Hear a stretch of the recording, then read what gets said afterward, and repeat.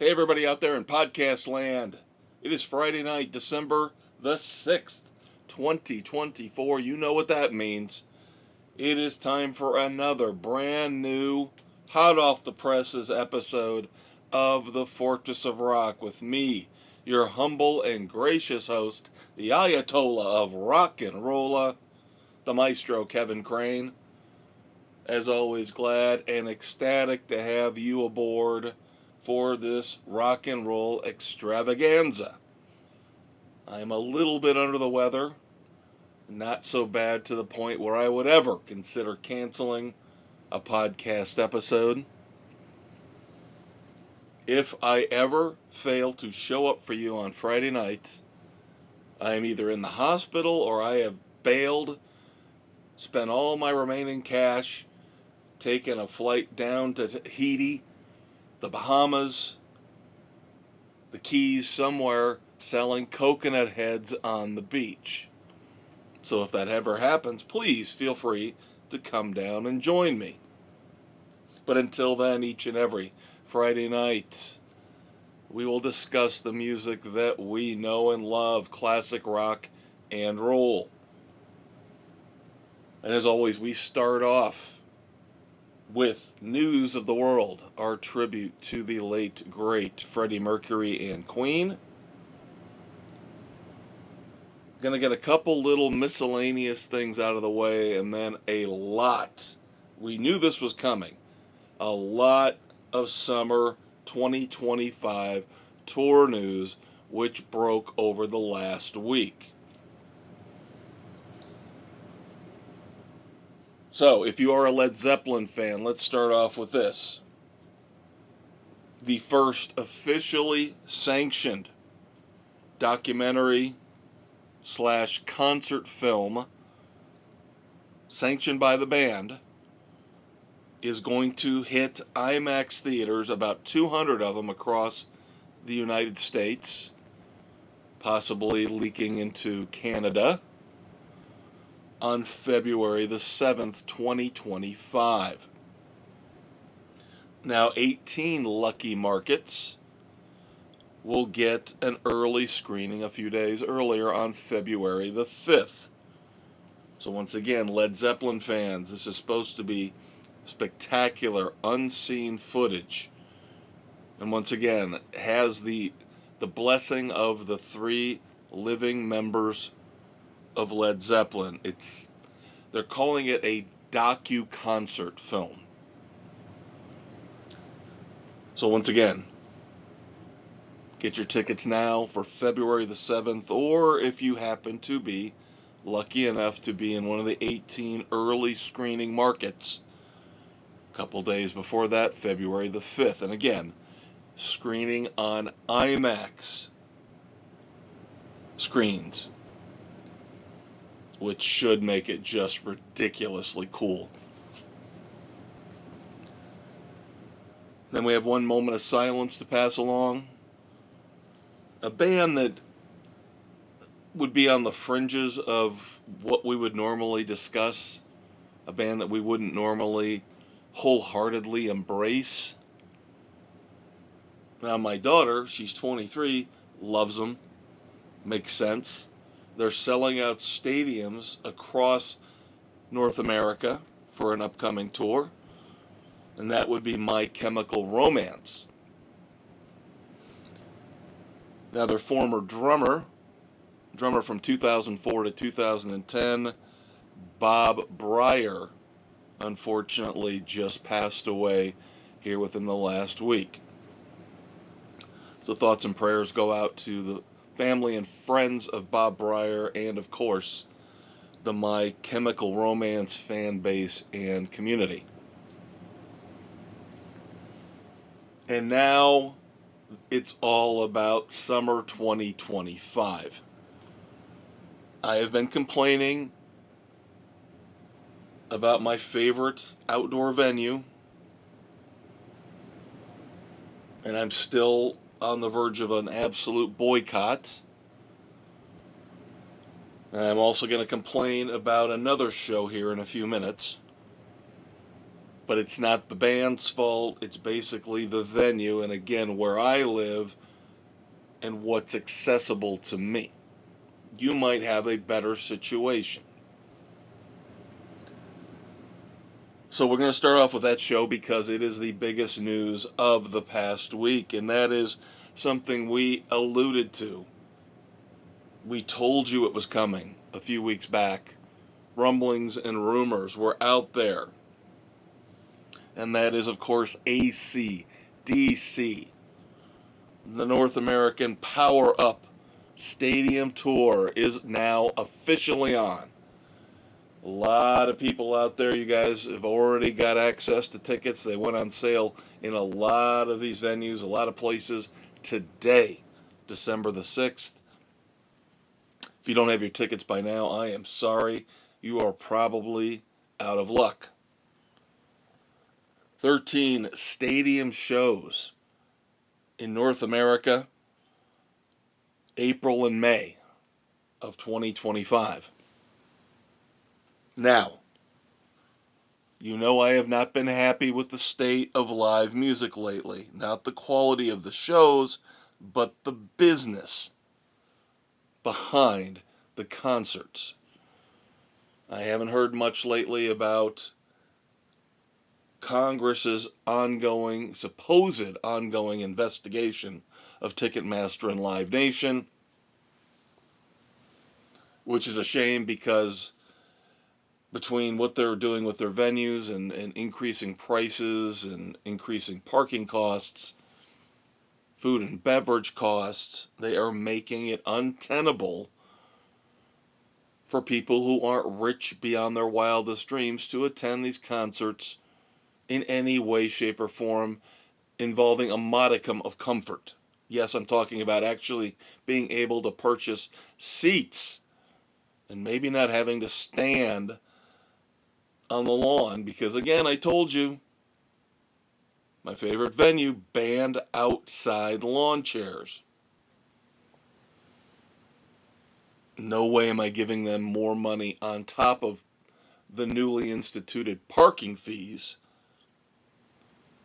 on top of the outrageous ticket prices. Now with AC/DC, it's a little bit of a different scenario. When you're dealing with football stadiums across the country,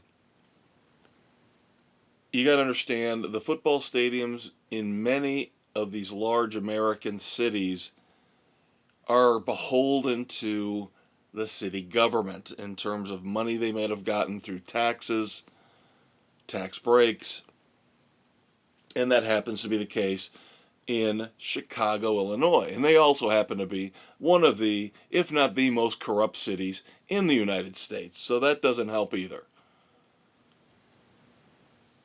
But as I was poking around, happened to stumble upon a pre-sale link and code a few days ago that was only meant for, I believe, Chicago Bears season ticket holders. But it was 4 hours after the pre-sale started. So it really didn't help me out all that much.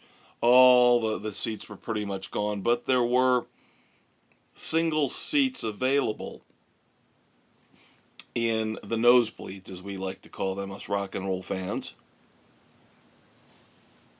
So I decided just to take one of those seats and put it in my cart and try to check out as far as I could before I actually had to pay, to see what the tickets were going to actually cost me if I would be lucky enough today for the general public on sale, if I was lucky enough to be able to get an opportunity to buy some of these tickets.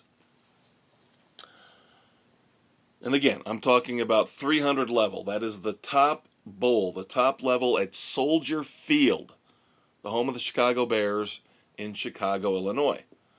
Face value, $145. Okay, a little bit high, but not outrageous.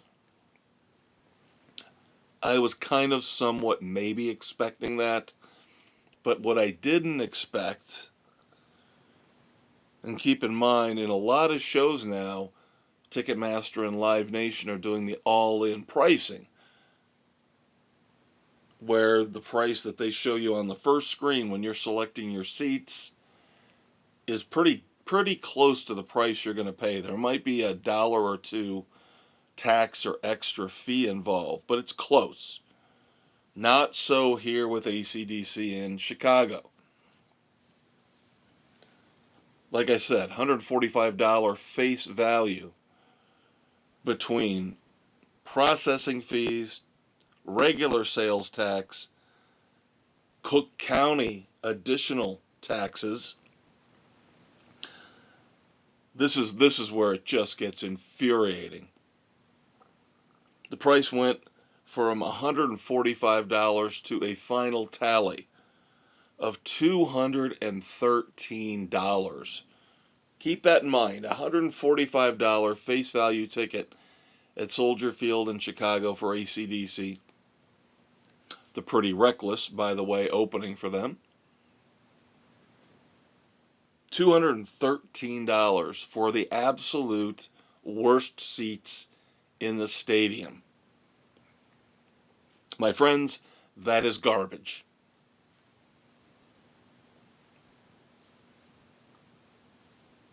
$160, $170, maybe I could have seen that. But for that $145 face value ticket to increase 50% before you check out with all the fees and taxes, and yes, again, I know we're dealing with Chicago, corruption beyond belief. And once again, hopefully where you are, if you're not here near the Fortress of Rock studios, about an hour and a half outside of Chicago, you might have a different and better situation. I hope you do.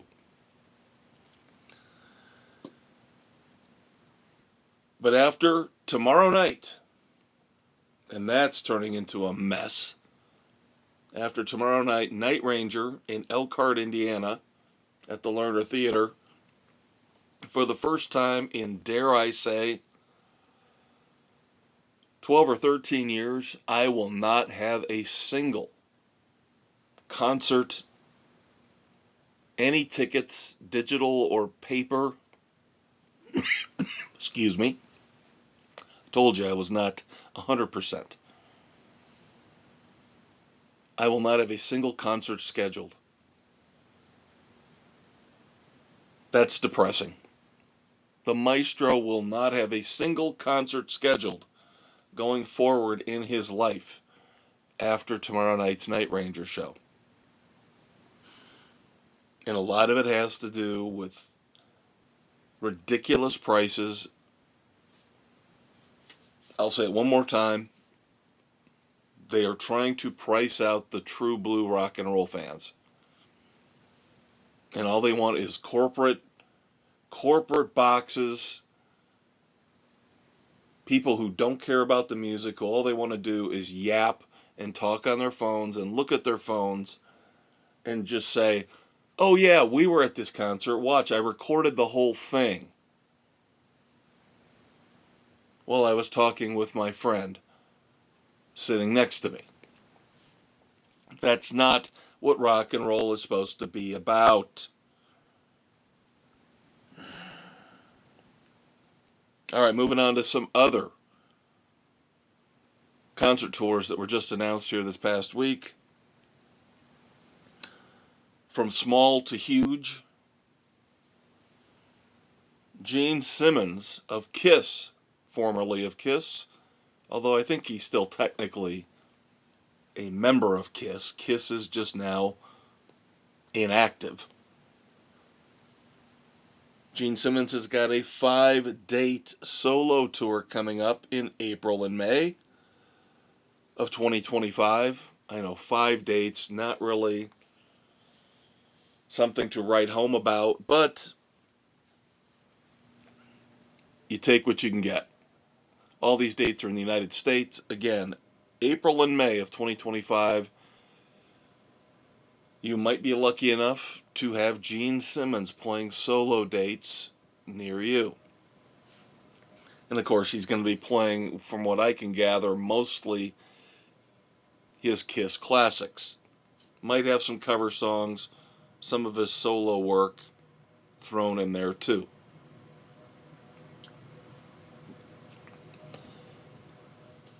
Well, we have talked and talked and talked week in and week out about the Eagles adding dates and adding more dates and adding more dates to their residency at the Sphere in Las Vegas.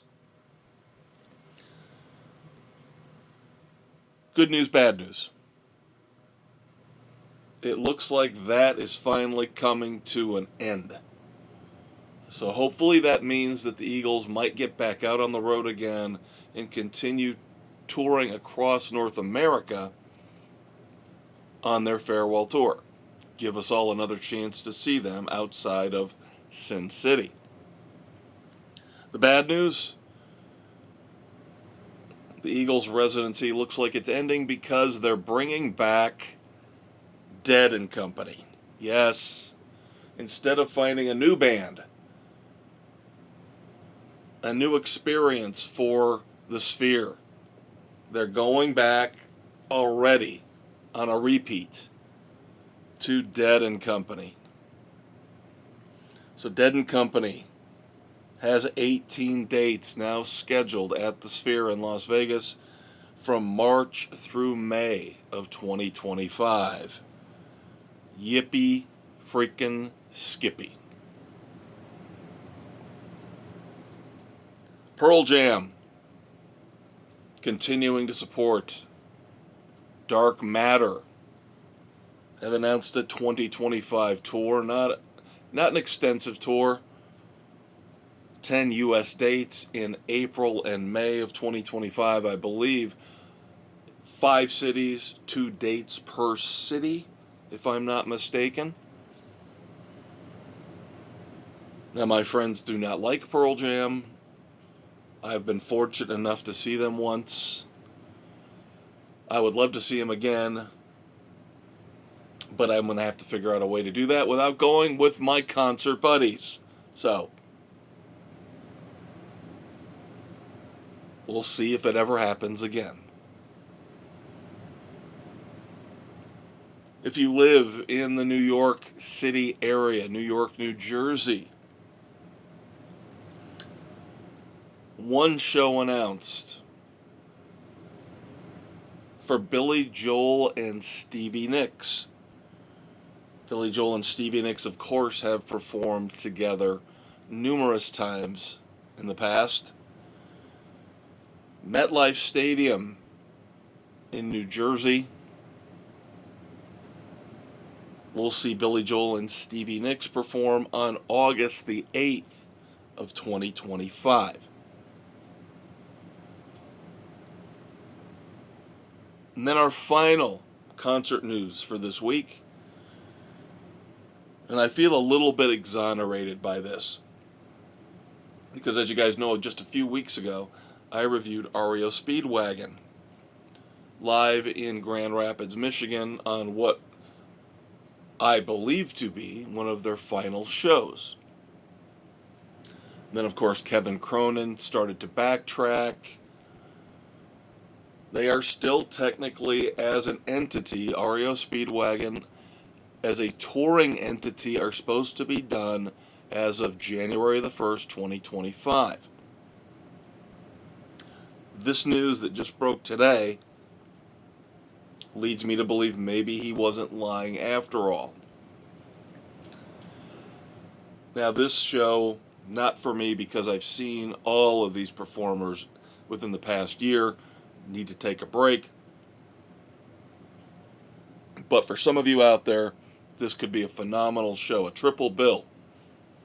40 North American dates running from May of 2025 through August of 2025. The Brotherhood of Rock Tour will feature Styx, who, by the way, are hinting at the fact that they may have a new album coming out. Kevin Cronin of REO Speedwagon. Only Kevin Cronin. So this is where I'm saying maybe he didn't lie to us after all. And then they'll be joined by the Eagles, former Eagles member, Don Felder, who I saw at Party Gras 2.0 earlier this year, and he was the highlight. He was awesome. He, along with Dee Snider, were the highlights of Party Gras 2.0. So once again, Styx, Kevin Cronin, and Don Felder. The Brotherhood of Rock Tour, got to be coming to a city near you. 40 North American dates running from May through August of 2025. And that's going to do it for News of the World. Now it is time, of course, to move on to segment 2, Breakdown, the best in new music, albums, songs, concerts. Breakdown, of course, is our tribute to the late, great Tom Petty and the Heartbreakers. So let us get into it, shall we?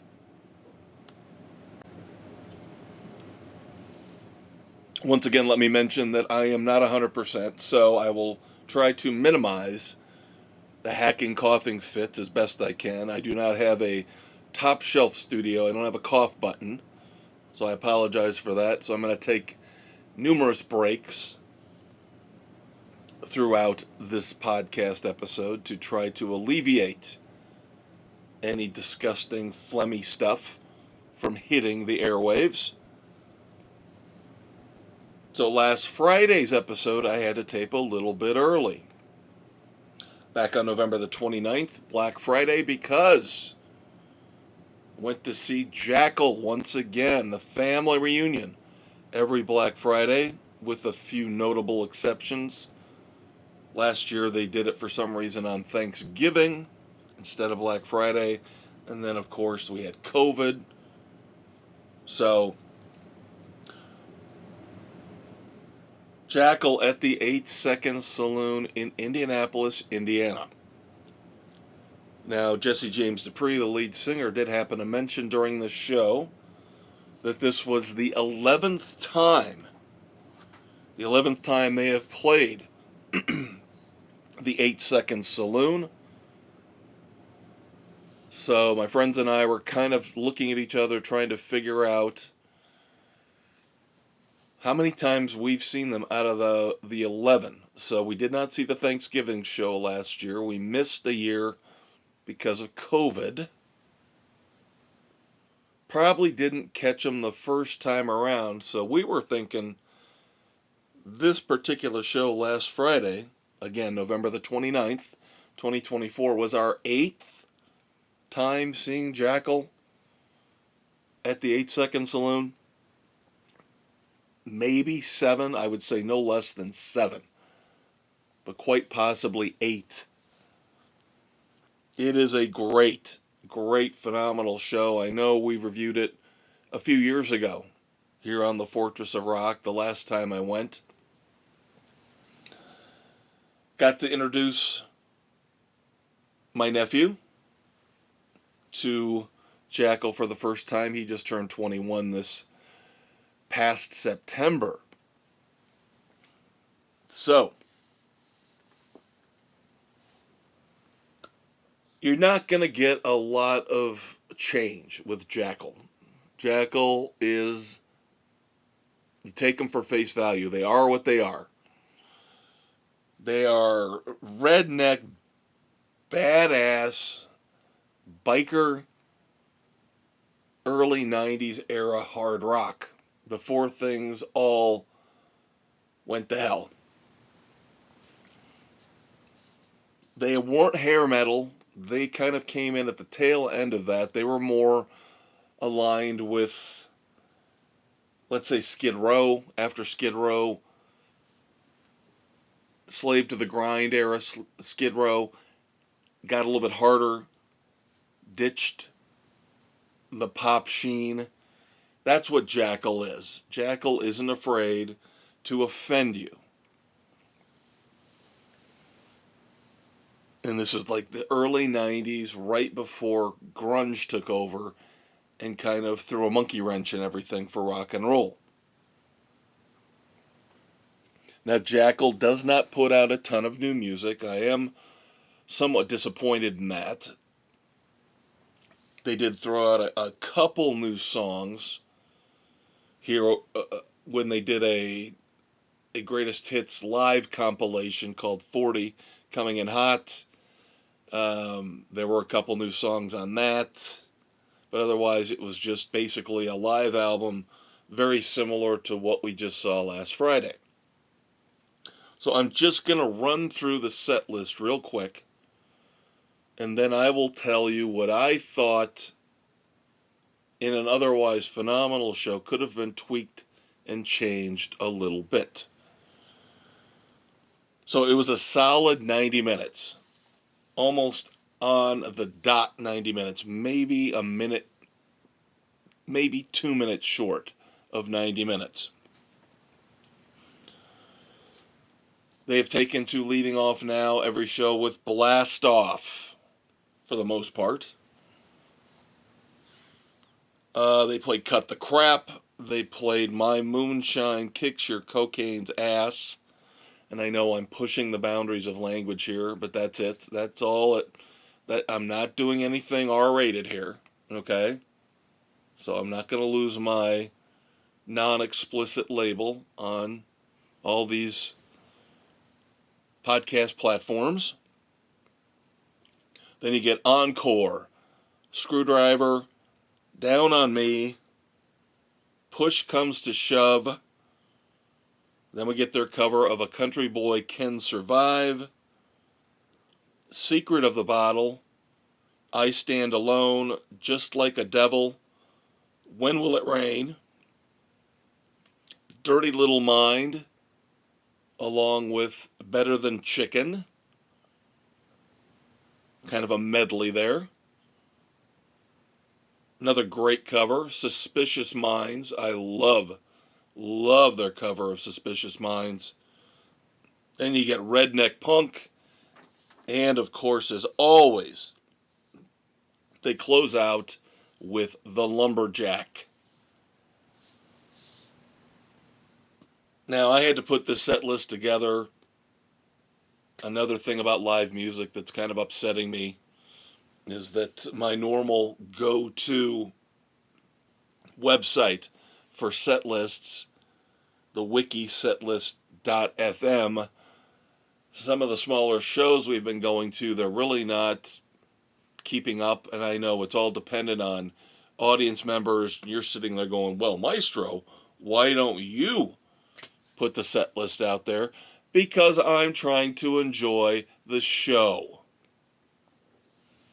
I'm not going to sit there and type in at the beginning of every song on my phone the name of the song so then I can go back the next morning and let the people on setlist.fm know exactly what the set list was. That's somebody else's job, not mine. A good band, and I'm not saying Jackyl's not a good band, don't get me wrong, might have a promotional person on staff, even if it's somebody who multitasks, takes promotional pictures and video, and then maybe they're in charge of social media as well. Doesn't sound all that far-fetched, and maybe they should be out there on setlist.fm posting for every show the set list. So fans like me and you out there can easily access what they're playing on any given night.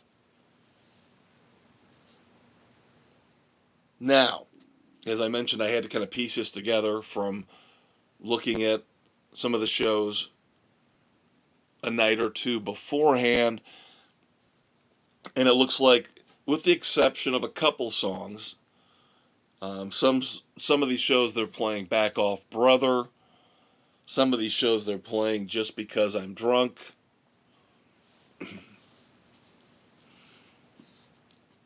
I will say this. I was happy that we got, it looks like the two songs that they're kind of switching in and out with those are Push Comes to Shove and Secret of the Bottle. Now, we got Push Comes to Shove and Secret of the Bottle, which I am completely 100% fine with. Those two songs are awesome. But I would like to hear Just Because I'm Drunk. I think that's an awesome, awesome song. So my proposal would be take out Cut the Crap. It's not a highlight. It's not a strong enough song to really put it in every show ahead of Just Because I'm Drunk. I would also say, now there's a song that I love by Jackyl that I cannot mention here. I've already pushed the boundaries with the language. I'm not going to go any further with that. But there is a song with an obscene title on their first album that they used to play every night. And now I don't know if they've become too old and too mature and too politically correct. Oh, God. God help us if Jackyl has become politically correct, but they don't play this song anymore, it seems. Looking again at the set list for the 3 or 4 shows previous to ours, didn't see this particular song anywhere. So I'm wondering if they've dropped it completely. I don't think they played it the last time I saw them, which would have been 2022. But I know all the shows before that, they did play it because it was a highlight. Again, I don't know if they've gotten complaints about misogynistic lyrics or whatever. But this particular song that starts off with the words, "She Loves My," needs to be put back into the set list as soon as humanly possible. And like I said, take out Cut the Crap, take out Just Like a Devil would be the other song I would knock out of the set list. If they're going to keep it at 90 minutes and they don't want to, God forbid, you give us an hour and 45 minutes and just throw some extra songs in there. Those are the tweaks to the set list that I would make for Jackyl. And now I have seen them, as I mentioned, 7, 8, possibly 9 times, because I did see them open when they were just starting out. I did see them open for Damn Yankees.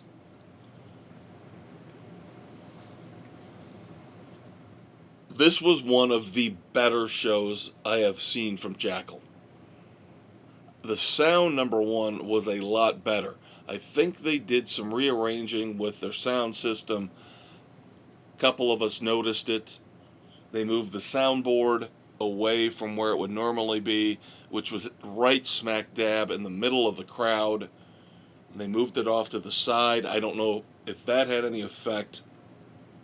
But the sound for this show was just very crisp, very good. No distortion, but very loud, which is exactly what you want for a show like this. This was definitely one of the best Jackyl shows I've ever seen. Take that for what you will. So as always, I will say I highly recommend, if you have thick skin and off-putting lyrics don't upset you, don't upset your significant other. Now, when I say off-putting, they're still funny and clever beyond belief. So if you can put up with that, Jackyl is the band for you. And they are always, as they say, always on tour. And they are. You should be able to find them somewhere near you, wherever you are in the U.S., at some point, at least once every year. Check out Jackyl. Jesse, James, Dupree, and the boys are one of the best live bands you will ever see. Again, if you can tolerate a little bit of raunch in your lyrics. Now, in addition to my review of Jackyl Live, I have one new song for you. Chris Tapp. Chris Tapp is the frontman for The Cold Stairs, vocalist, guitarist, venturing out on his own with a solo album, and he has released the first single from that album. The single is called Old Lady Blues. Now, I know the Cold Stairs are not the most popular band in the world. They're one of my personal favorites in terms of smaller bar, club size type bands. And they don't stray much from their formula. Their basic formula is hard blues. I can't compare him to somebody like George Thorogood because whereas George Thorogood tends to throw more humor into his lyrics, the Cold Stairs are more dedicated to the other side of the blues coin, let's say. They are all about the traditional, my old lady cheated on me, I'm going to grab a gun and shoot the man who slept with my woman, that type of thing. Old school blues lyrics, kind of wrapped up in a more modern blues sheen, let's say. Crisper production, doesn't necessarily have all the ragged edges that the old blues tunes would have. And so Chris Tapp is not straying from the formula with his solo work either. This basically sounds like just another Cold Stairs song, and that's not a bad thing. But as much as I like Old Lady Blues, and there are some wink wink nudge nudge references, some blatant, some not so blatant. Number one,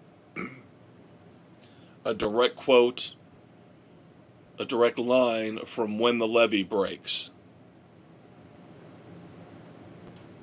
All last night I sat on the levee and moaned. He basically cribs that line directly from When the Levee Breaks. Number two, more indirect reference to Van Halen. Take your whiskey home. As he has a little passage in here about how you're going to have to choose between your whiskey or your woman. So in that respect, Chris Tapp, very clever in, while he's staying within the confines of the traditional blues structure, still smart enough to, have these little references in there, dropping these little gems, referring to other great rock and roll songs. So again, Old Lady Blues, I liked it. It doesn't break the mold. It enhances the mold. It enhances the traditional formula.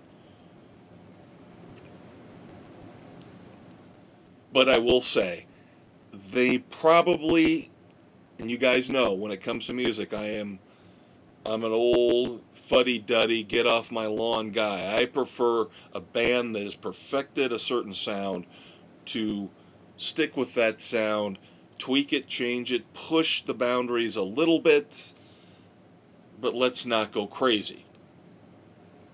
I think the Cold Stairs need just a little bit of crazy. A little bit of crazy. Not a lot, a little bit.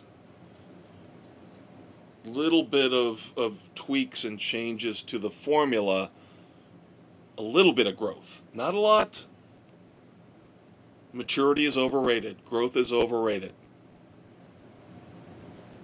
If it works for you, why mess with a successful formula? But it can get old.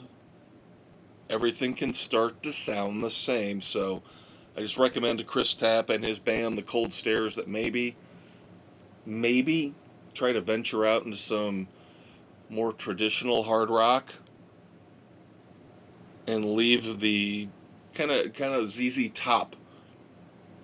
Model yourself a little bit more after ZZ Top and play around a little bit with different forms and structures without selling your soul. So there you go. But what do I know? I don't play a musician in real life.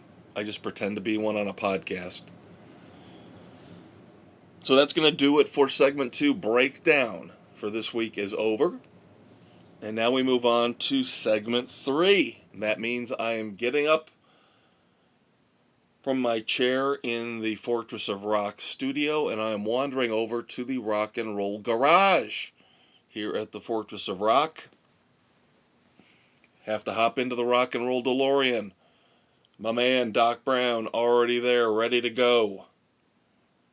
Gonna fire us up to 1.21 gigawatts as we cruise out of the garage here at the Fortress.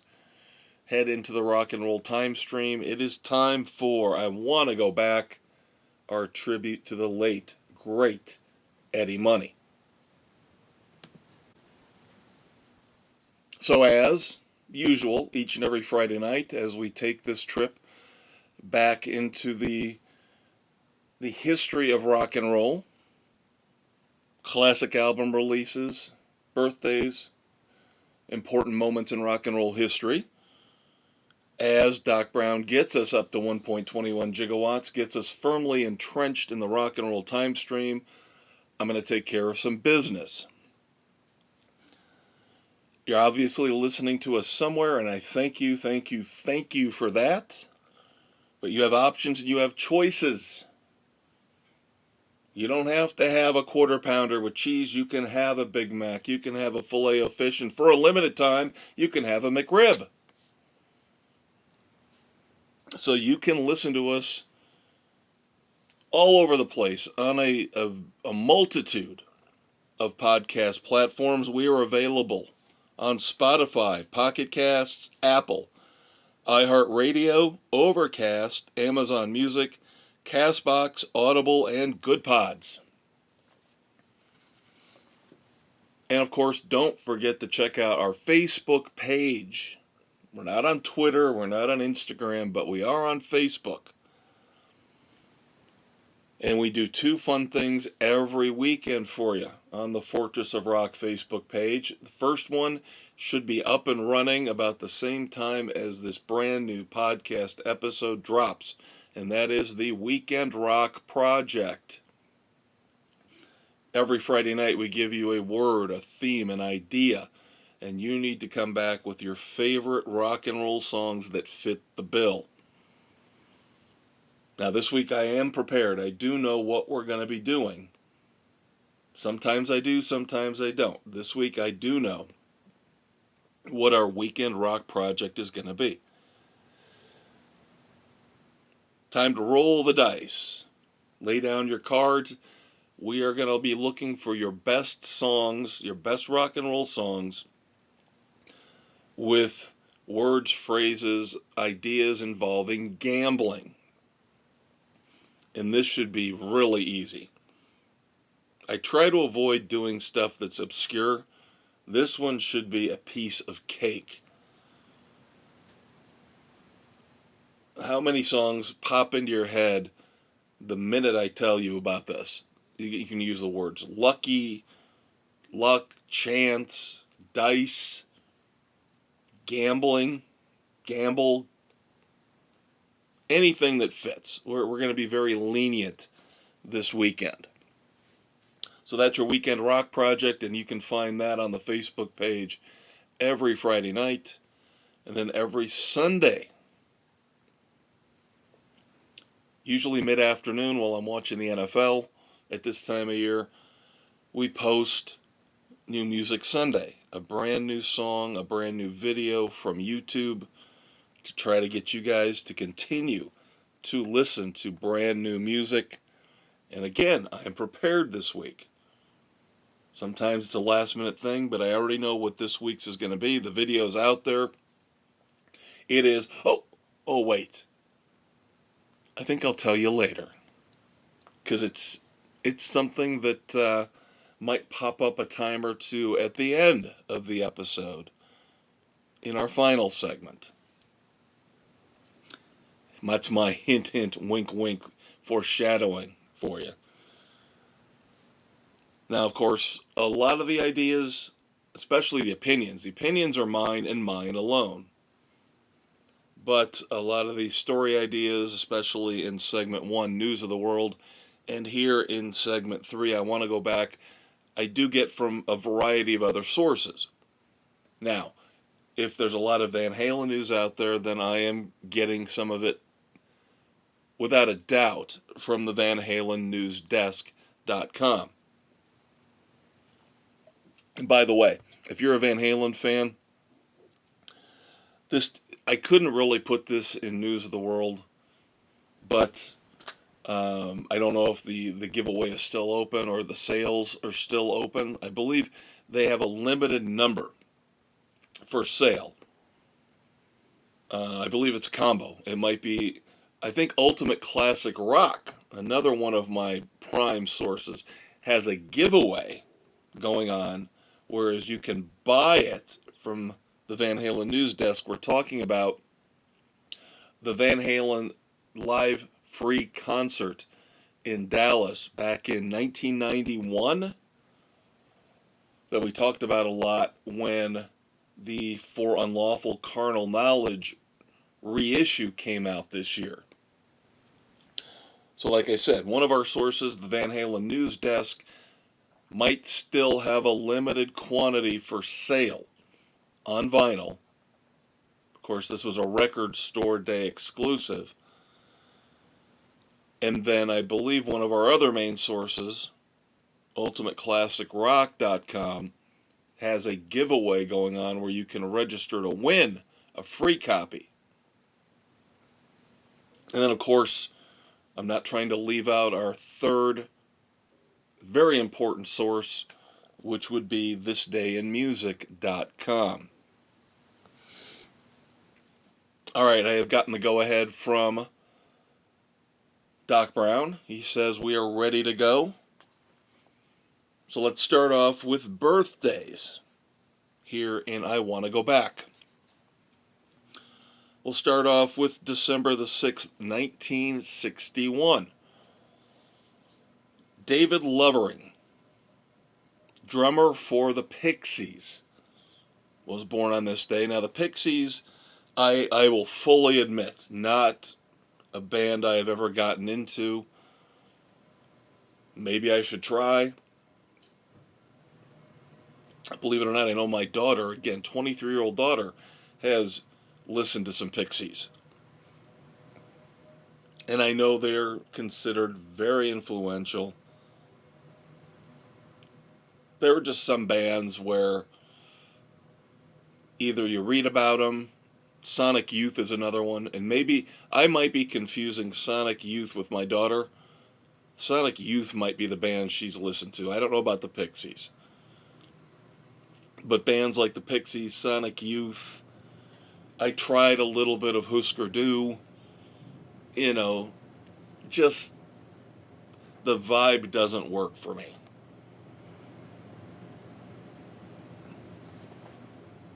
Born on this day, this vibe definitely works for me. But unfortunately, it came to a tragic end way too soon.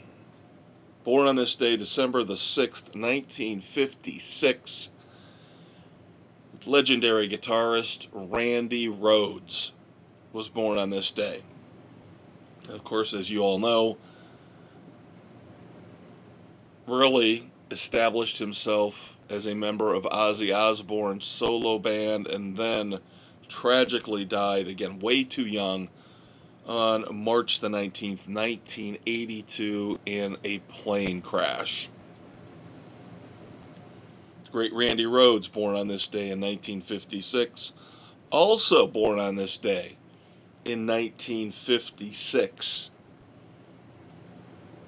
Now, we just talked about some of these alternative college-type bands from the 80s bleeding into the 90s.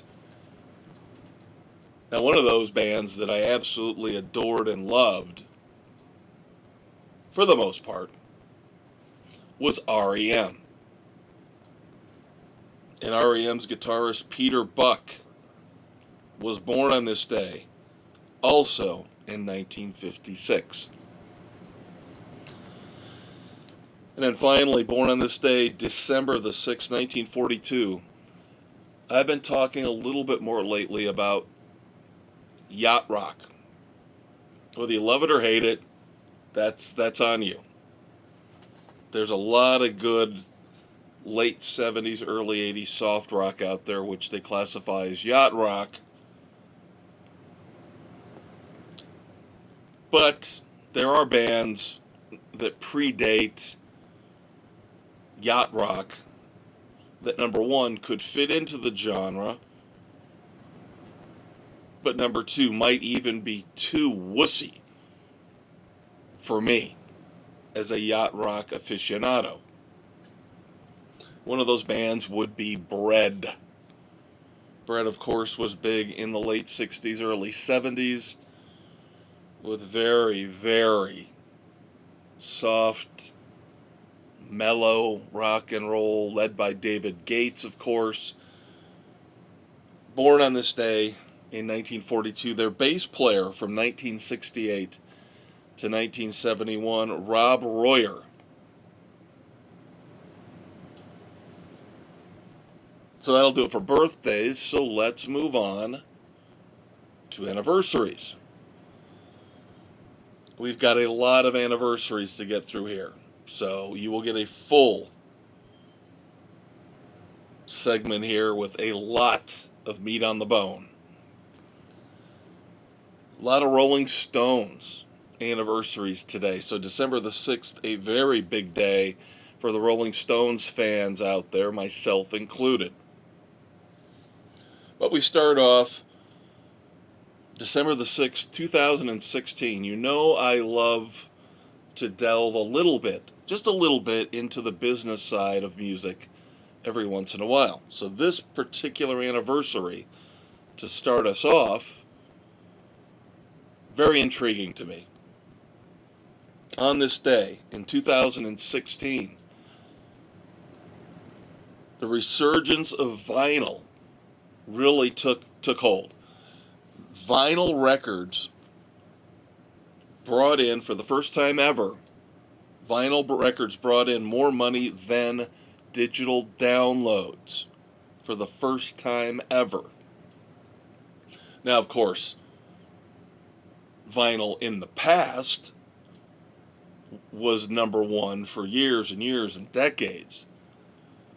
But this was the first time where vinyl, in its bounce back, its comeback, beat out digital music. Very significant. On this day, December the 6th, 2011, the man known for Drift Away, the classic version of Drift Away, Dobie Gray, passed away. On this day, December the 6th, 2003, oh, a little romance. Let's throw a little romance in here. And I Want to Go Back.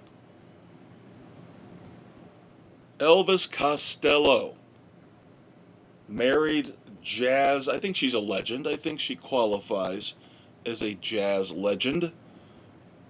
Diana Krall. Still very popular. Both of them still very popular to this day. And still married. Good for them. Elvis Costello marries Diana Krall on this day in 2003. Sadness in the music world on this day, December the 6th, 1988, the legendary Roy Orbison passed away. And he was in the midst of a career resurgence. both as a solo artist and with the Traveling Wilburys when he passed away. Would have been interested to know, in an alternate timeline, if Roy Orbison had lived, would we have gotten more music from the Traveling Wilburys? Now we know, we just talked about it last week in our anniversaries, George Harrison passed away. Now that was many, many years later.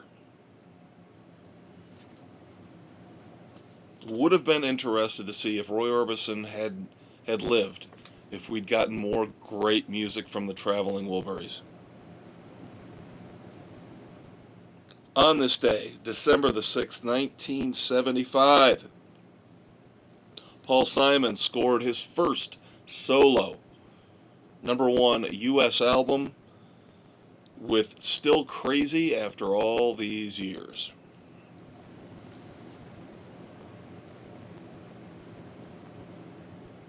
One of the most infamous days in rock and roll history, December the 6th, 1969. Now we've got 3 anniversaries here for this particular day, but the one event I'm referring to as infamous is, of course, the Rolling Stones' free concert at Altamont Speedway. Now there are other bands that played before the Stones, but it was a logistical nightmare. Hell's Angels members were brought in, given free beer as their payment to provide security, and one person was killed. Now some say it was murder. The Hell's Angel member in question was not incarcerated. It was ruled self-defense because the person who was stabbed actually did brandish a firearm. But the entire mess at Altamont Speedway, of course, this led to the classic concert film Gimme Shelter. This all took place today, December the 6th, in 1969. Also on this day, December the 6th, 1969, one-hit wonder Steam. What? Who? Had the #1 song in the U.S. with, you'll know the song. Otherwise, why would I bring them up? Na Na Hey Hey, Kiss Him Goodbye. Na na na na, na na na na, hey hey hey, goodbye. I believe that is still played in multiple sports arenas and stadiums across the country to this day. Also on this day, December the 6th, 1969, Led Zeppelin's Whole Lotta Love debuted on the U.S. singles chart. Led Zeppelin's first single to chart in the United States. By the way, did you know, little fun fact, Led Zeppelin never released a single in the United Kingdom? Not one single.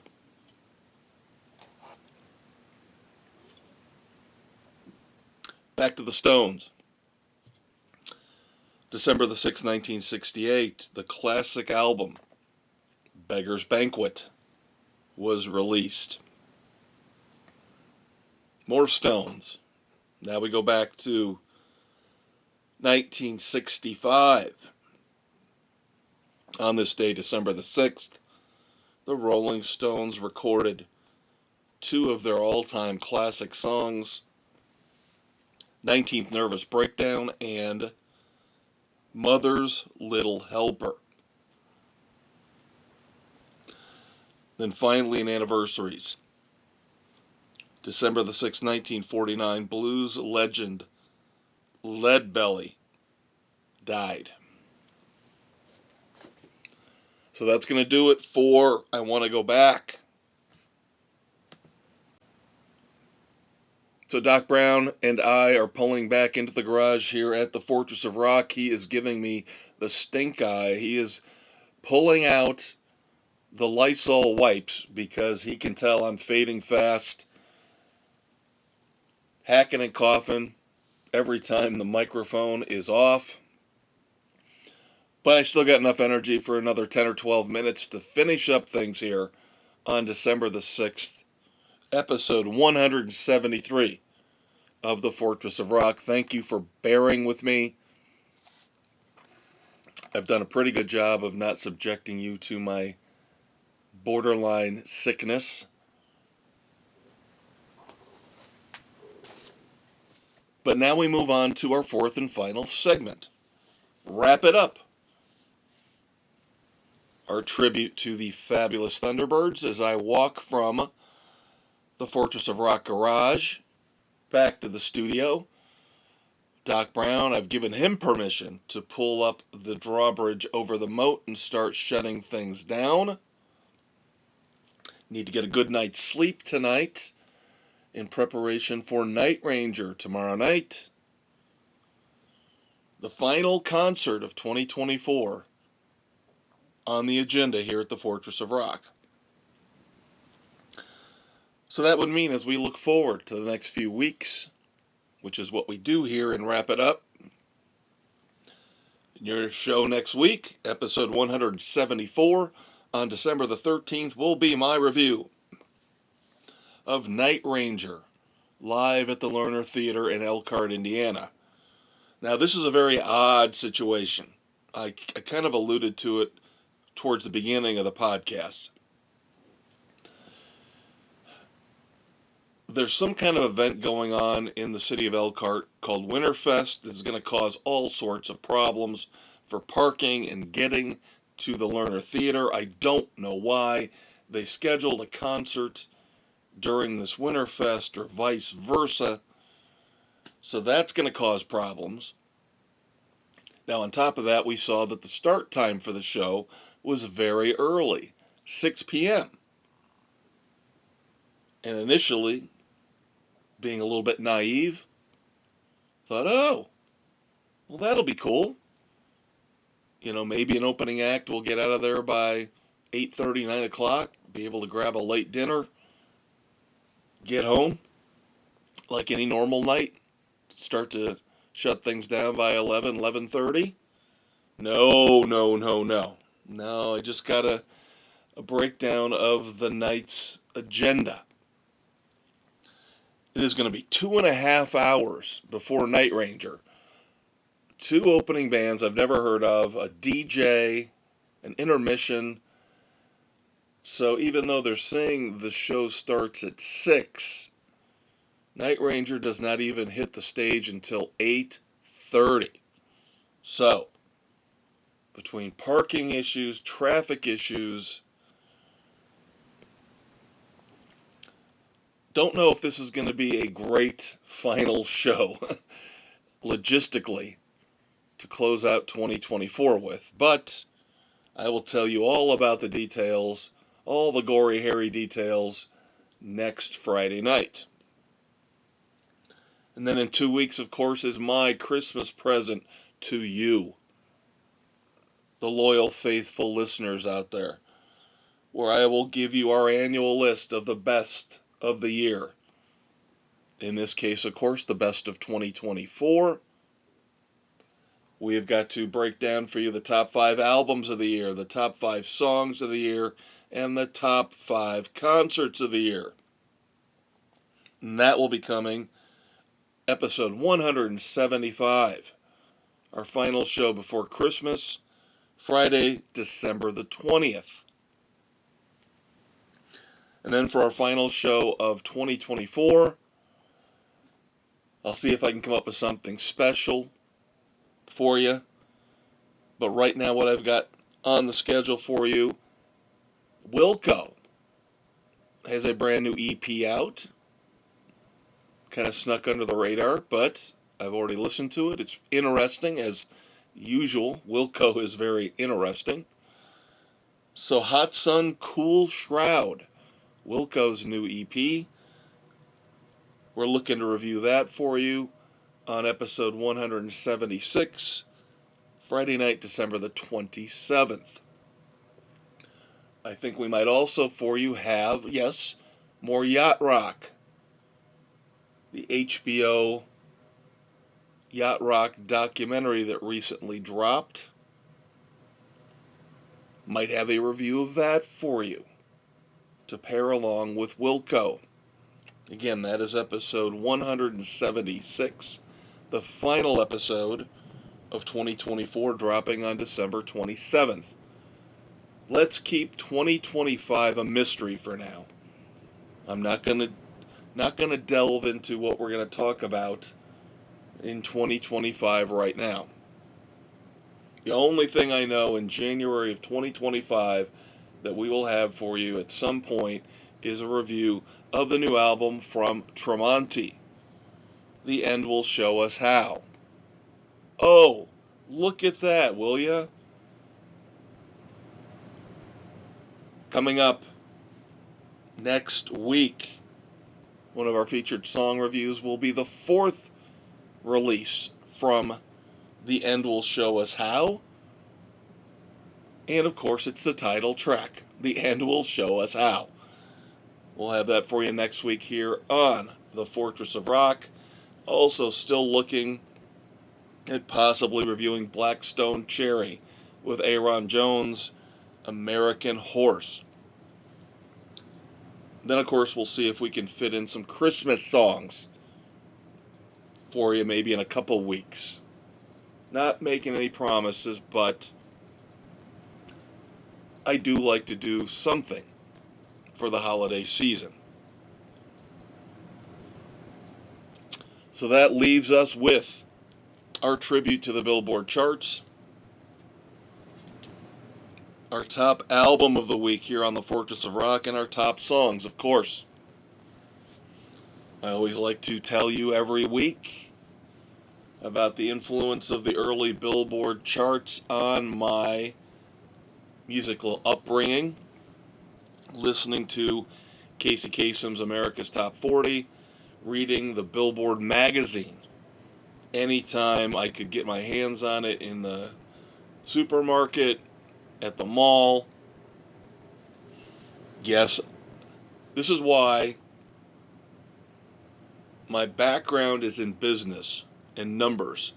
So, like I said, I want to go back talking about vinyl outselling digital downloads and how that kind of fascinates the numbers geek in me.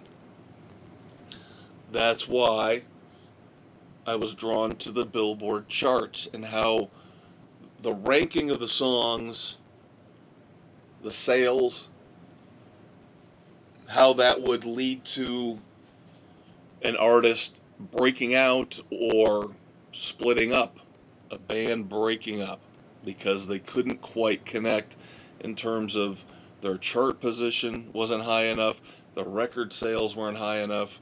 That all fascinates me. Of course, now it's all screwed up. Digital downloads have helped to screw that up. Streaming, I should say, is really the big culprit. Spotify and iTunes. Love the service they provide, but I can't stand how it messes up any kind of accuracy in gauging the popularity of music. But that's okay, I'll fix it. I do it every week with our charts, our Fortress of Rock charts. So for the second week in a row, our number one album is U2. The 10 leftover tracks from the How to Dismantle an Atomic Bomb sessions, otherwise known as How to Reassemble an Atomic Bomb.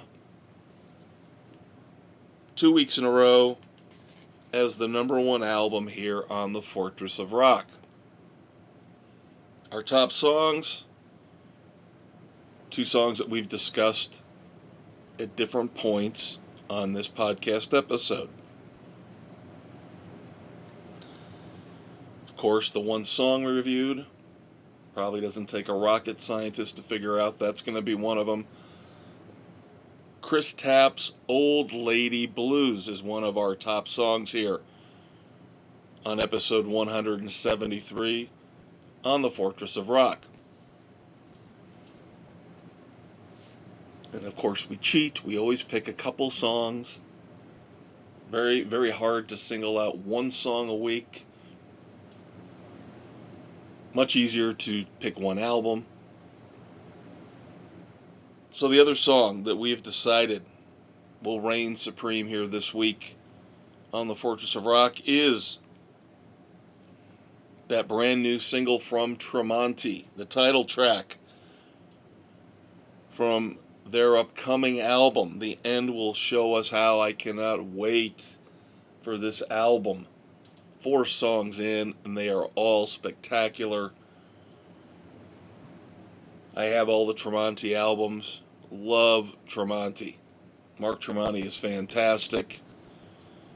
I still, please, Mark, please, please, please do not abandon Alter Bridge for Creed. I beg of you. That would be a huge mistake. But I'm very encouraged by the fact that he found the time to keep his side band Tremonti together, and they are still kicking butt and taking names. So along with Chris Tapp's Old Lady Blues, our other top song of the week is, yes, Tremonti, The End Will Show Us How. So that's going to do it for the Fortress of Rock here on December the 6th, 2024. Thank you very, very much for hanging out with me, as I am borderline contagious, I think. I don't know. Maybe it's just the change in weather. We had our first big snowstorm here yesterday, so I had to go out and get rid of all the snow on the sidewalks and the driveway, and I tried to bundle up as best I could, but as I get older, it's just harder and harder to ward off the effects of the cold, the germs, whatever it might be. Even though I am still a vital and energetic man. Don't you think? Anyway. One last time, thank you very, very much for hanging out with me. Every Friday night we do this, discussing the music that we know and love, classic rock and roll. We're in the middle of the holiday season, still got a ways to go, a couple weeks before we get into the Christmas and the New Year's festivities, but take it easy out there. Buy your loved ones something special, something cool, something rock and roll, and love them. Love the ones you're with. We'll talk again in 7 days. I am the Maestro, Kevin Crane. You are who you are. Until next week, peace out.